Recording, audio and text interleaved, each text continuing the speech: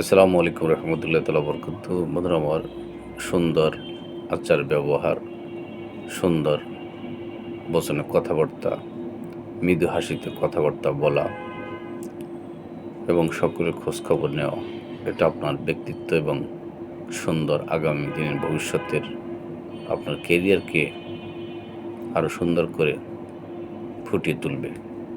এটাই হওয়া উচিত।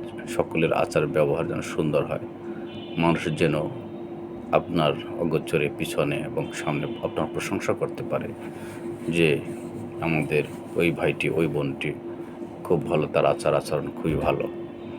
এই প্রশংসাটা আপনি সংসার থেকে শুরু করে সকলের সাথে আপনাকে আমাকে করতে হবে।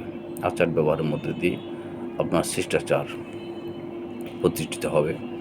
এভাবে আমরা যেন এগিয়ে যেতে পারি সংসার সমাজে সর্বক্ষেত্রে। সকলের পাশে থাকুন, লাইক কমেন্ট শেয়ার করুন, ফলো দিবেন, সাবস্ক্রাইব করবেন। আসসালামু আলাইকুম রহমতুল্লাহ তাআলা বরকাতুহু।